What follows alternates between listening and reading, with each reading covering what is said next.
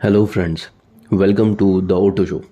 आज की इस वीडियो में हम लोग बात करने वाले हैं रॉयल एनफील्ड की नई बाइक हंटर 350 के बारे में।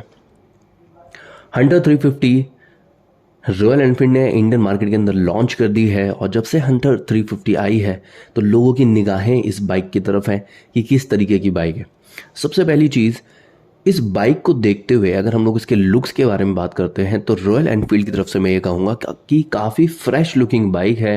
रॉयल एनफील्ड की तरफ से अभी तक इस तरीके की कोई बाइक हमें देखने को नहीं मिली है।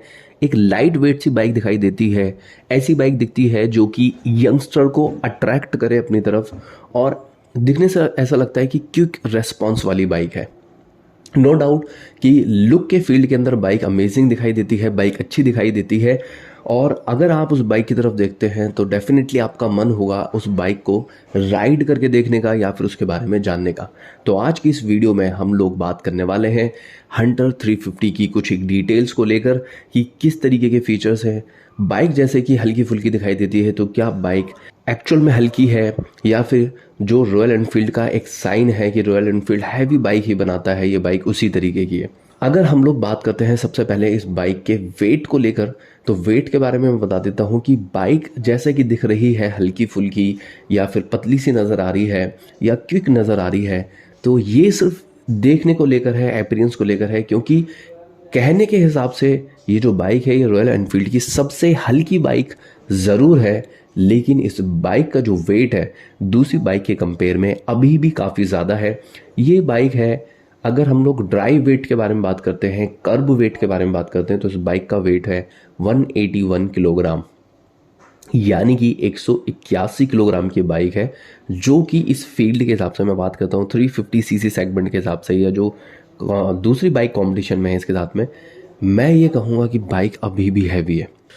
लोगों ने यहाँ पर एक टैग ज़रूर दे रखा है कि सबसे हल्की रॉयल एनफील्ड है, तो बेशक ये सबसे हल्की रॉयल एनफील्ड है, लेकिन जैसा मैंने कहा कि खुद में एक बाइक के तौर पे अगर देखा जाए तो ये काफ़ी हैवी बाइक है अभी भी। वेट वाइज मैं यहाँ पर बात कर रहा हूँ। अब हम लोग बात कर लेते हैं, जैसे मैंने कहा कि बाइक छोटी नज़र आती है तो डेफिनेटली बाइक जो है वो छोटी है भी, क्योंकि अगर हम लोग बात करते हैं तो ये रॉयल एनफील्ड की पहली ऐसी बाइक है जिसमें फ्रंट एंड रियर दोनों के अंदर 17 इंच के टायर दिखाई देते हैं। मैं यहाँ पर साथ के साथ एक बात और बताता चलूँ कि जो टायर है उसके अंदर आपको दिखाई देगा एलॉय व्हील, लेकिन यहाँ मॉडल मॉडल का फ़र्क है, क्योंकि 3 मॉडल रॉयल एनफील्ड की तरफ से लॉन्च किए गए हैं। एक मॉडल है रेट्रो, एक मॉडल है मेट्रो सिंगल टोन के अंदर कलर की, एंड दूसरा मॉडल है मेट्रो डुअल टोन के अंदर, क्योंकि इसमें जो कलर स्कीम है काफ़ी डिफरेंट डिफरेंट दी गई है और काफ़ी इंप्रेसिव कलर टोन यहाँ इस बाइक में देखने को मिल जाएंगे। लेकिन यहाँ मैं बताता चलूँ एक बात कि जो रेट्रो है, रेट्रो के अंदर अपने को स्पोक व्हील मिलेंगे, पूरी रेट्रो लुक दिखाई देगी जैसे कि रॉयल एनफील्ड की एक पहचान होती है। तो हमें दिखने वाला है रेट्रो मॉडल के अंदर स्पोक व्हील और रियर के अंदर वहाँ हमें ड्रम ब्रेक मिलता है। जो फ्रंट टायर है वो है 110/70 का 17 इंच का, एंड जो रियर टायर है वो है 140/70 का 17 इंच का।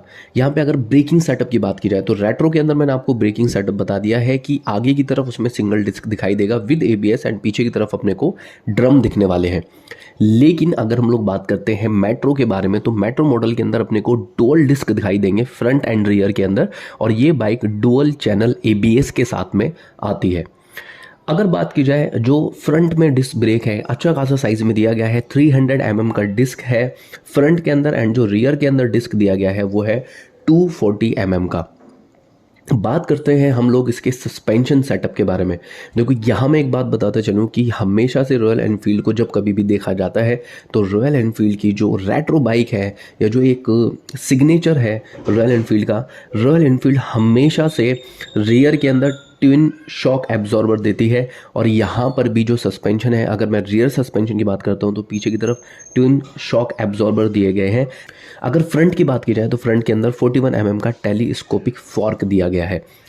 तो सस्पेंशन सेटअप काफ़ी नॉर्मल है, लेकिन अगर मैं बात करता हूँ कि राइड फील कैसी है इस बाइक की, तो आपको थोड़ा सा ये जो बाइक है वो थोड़ा स्टिफ नज़र आएगी। प्लेन रोड के ऊपर अगर आप राइड करते हैं तो आपको कोई परेशानी नहीं होने वाली, लेकिन अगर सड़क ख़राब है, टूटी फूटी है, पोर्ट होल्स हैं, या फिर अगर आप ऑफ रोड करने की कोशिश करते हैं इस बाइक से तो आपको परेशानियां फील करनी पड़ेंगी, क्योंकि जो बाइक का सस्पेंशन सेटअप है वो थोड़ा सा स्टिफर साइड है। आगे हम लोग बात करते हैं ग्राउंड क्लियरेंस के बारे में। जैसे मैंने कहा कि छोटी बाइक है, जो व्हील्स हैं वो 17 इंचज़ के इसमें प्लांट किए गए हैं, तो जो इसकी ग्राउंड क्लियरेंस है वो भी कम है। 150 की ग्राउंड क्लियरेंस है इस बाइक की। लेकिन यहाँ पर अपने को ध्यान रखना है कि 150 जैसा मैंने कहा कि अगर आप प्लेन रोड पर राइड करते हैं तो फिर कोई परेशानी नहीं होगी, लेकिन अगर आप ऑफ रोड करेंगे तो वहाँ थोड़ी सी परेशानी 150 ग्राउंड क्लियरेंस के साथ में आपको हो सकती है। लेकिन यहाँ से इसका एक पॉजिटिव चीज़ भी बताता हूँ कि अगर 17 इंच के व्हील दिए गए हैं, ग्राउंड क्लियरेंस कम रखी गई है, तो इसकी वजह से जो सीट हाइट है बाइक की वो भी काफ़ी कम है। 800 की सीट हाइट है, यानी कि अगर आपकी हाइट कम भी है तो भी आप इस बाइक को आराम से राइड कर सकते हैं। आपको कोई खासा परेशानी इस बाइक को राइड करने में नहीं होने वाली है, क्योंकि सिंगल सीट के साथ में आती है बाइक। अगर हम लोग बात करते हैं जैसे बुलेट के बारे में या क्लासिक के बारे में, तो उनकी जो सीट है वो वाइड है, लेकिन इसकी जो सीट है वो नैरो है उनके कंपेयर में। 800 सीट हाइट के साथ में है, तो जो शॉर्ट राइडर है उनको भी कोई खासा परेशानी इस बाइक को राइड करने में नहीं होने वाली है। अगर बात की जाए इंजन सेटअप के बारे में, तो इंजन सेटअप की मैं एक चीज़ यहाँ पर बता देता हूँ कि सबसे पहले रॉयल एनफील्ड ने अपना एक नया इंजन लॉन्च किया था, जिसको उन्होंने कहा था जे इंजन या जे शेप का इंजन, जो मेटियोर 350 में लगाया गया था।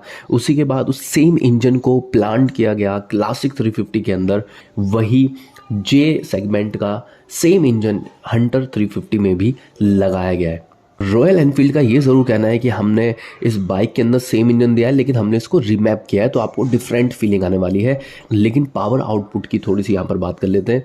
349 सीसी का सिंगल सिलेंडर इंजन है यहाँ पर, जिसका पावर आउटपुट सेम है क्लासिक 350 जैसा, यानी कि 20.2 bhp पावर ये जनरेट करेगा 6100 आरपीएम पर। एंड जो टॉर्क है बाइक का वो 27 Nm का है 4000 आरपीएम पर। जैसा मैंने कहा कि जो पावर फिगर है वो सेम है, लेकिन फिर भी जब आप इस बाइक को राइड करेंगे तो थोड़ा सा क्लासिक 350 के कंपेयर में आपको थोड़ा सा क्विक नज़र आएगी। और उसका रीज़न मोस्ट प्रोबेबली ये हो सकता है, ये जो बाइक है ये क्लासिक 350 से 14 किलोग्राम वेट में कम है। क्योंकि ये क्लासिक 350 से कम है, इंजन तो सेम है, लेकिन वज़न कम होने की वजह से थोड़ा सा क्विक आपको फील हो सकती है बाइक राइड करते हुए। लेकिन जो रेस्पॉन्सेस होते हैं इंजन के रॉयल एनफील्ड के, जो ऑलरेडी रॉयल एनफील्ड राइड करते हैं, तो मैं ये कहूँगा उनको पता होगा कि रॉयल एनफील्ड का जो रेस्पॉन्स है वो हमेशा स्लोअर रहता है। कोई क्विक रेस्पॉन्स वाली बाइक नहीं है रॉयल एनफील्ड कि आप एकदम से उस पर बैठो और उसको भगाना शुरू कर दो। स्लोली ही पेस पकड़ती है, बहुत ज़्यादा हाई पिकअप की बाइक नहीं होती है रॉयल एनफील्ड की। आपको अगर बहुत एक ईजी राइड करनी है, एक स्टेबल सी राइड करनी है, स्लो राइड करना है, एन्जॉय करना है राइड को, तो उस हिसाब से रॉयल एनफील्ड अपने इंजन को डिज़ाइन करती है। तो यहाँ पर वो सेम इंजन दिखाई देने वाला है। 5 स्पीड गियर बॉक्स के साथ में ये इंजन आता है, जैसा कि क्लासिक 350 में भी अपने को देखने को मिला है। अगर हम लोग बात करते हैं माइलेज के बारे में कि कितना माइलेज प्रोवाइड करने वाला है, तो हंटर 350 का जो माइलेज है वो तकरीबन 35-36 ही रहने वाला है। बहुत ज़्यादा एक्सपेक्ट मत करो कि हल्की बाइक है तो ज़्यादा माइलेज प्रोवाइड करेगी, नहीं, ऐसा कुछ नहीं है। 35 से 36 के बीच में ही है। यही क्लासिक 350 का भी माइलेज है, इसके अराउंड ही, यानी कि इस इंजन का जो माइलेज है वो 35-36 के अराउंड ही रहता है। अगर हम लोग बात करते हैं फ्यूल कैपेसिटी के बारे में, यहाँ पर भी जैसे अगर आप बात करते हैं क्लासिक 350 के बारे में, तो क्लासिक 350 का एक बड़ा टैंक दिखता है, और बड़ा टैंक होने के बावजूद भी उसका जो फ्यूल कैपेसिटी है वो 13 लीटर की है।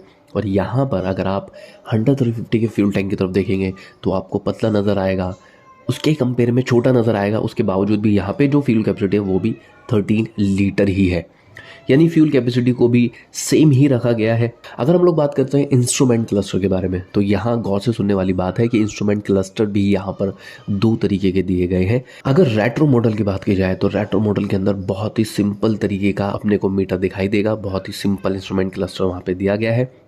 लेकिन अगर हम लोग बात करते हैं मेट्रो मॉडल के बारे में, तो जो इंस्ट्रूमेंट क्लस्टर है, इंस्ट्रूमेंट क्लस्टर के अंदर कुछ एक डिटेल्स हैं जो ऐड हो जाएंगी, जो आपको दिखाई देंगी। जैसे कि मैं बात करता हूं कि अगर मेट्रो के इंस्ट्रूमेंट क्लस्टर की तरफ देखा जाए, तो मेट्रो का जो इंस्ट्रूमेंट क्लस्टर है उसके अंदर अपने को गियर इंडिकेशन दिखाई देगा, उसके अंदर अपने को ट्रिप दिखाई देंगे, उसके अंदर अपने को फ्यूल मीटर दिखाई देगा, वहाँ पर अपने को टाइम भी दिखाई देगा। और एक और मैं चीज़ बता देता हूँ कि यहाँ पर ऑप्शनल है कि अगर आप चाहें तो आप इसमें ट्रिप नेविगेशन लगवा सकते हैं, ट्रिपल लगवा सकते हैं, जो एक साइड में मीटर इसमें इंस्टॉल किया जाता है। ऑन द गो नेविगेशन के लिए राइट लेफ्ट या स्ट्रेट आपको कैसे जाना है वो आपको बताता रहता है ऑन द गो। ये एक और चीज़ मैं बता दूं कि इस बाइक के अंदर, चाहे आप कोई भी मॉडल परचेज करते हैं, तो इस बाइक के अंदर हर एक मॉडल के अंदर USB चार्जिंग पोर्ट दिया गया है। अगर बात की जाए क्लच के बारे में, अगर बात की जाए एक्सीलेटर या ब्रेक की फील के बारे में, तो मैं ज़रूर कहूँगा हर एक रॉयल एनफील्ड की बाइक की तरह यहाँ पर भी अगर आपको ब्रेक अप्लाई करने हैं तो ब्रेक अप्लाई करने के लिए आपको थोड़ा सा प्रेशर लगाना पड़ेगा, तो हार्ड फीलिंग है ब्रेक्स के ऊपर। बात की जाए क्लच के फील के बारे में, तो क्लच भी हार्ड है, जैसा कि रॉयल एनफील्ड का क्लच होता है, हार्ड क्लच है। आपको हाईवे पर तो कोई परेशानी नहीं होगी, लॉन्ग राइड करेंगे कोई परेशानी नहीं होगी, लेकिन अगर ट्रैफिक कंडीशन के अंदर आप इस बाइक को राइड करते हैं तो हो सकता है कि कुछ वक्त के बाद में आपको अपने लेफ्ट हैंड के अंदर स्टिफनेस फील होना स्टार्ट हो जाए।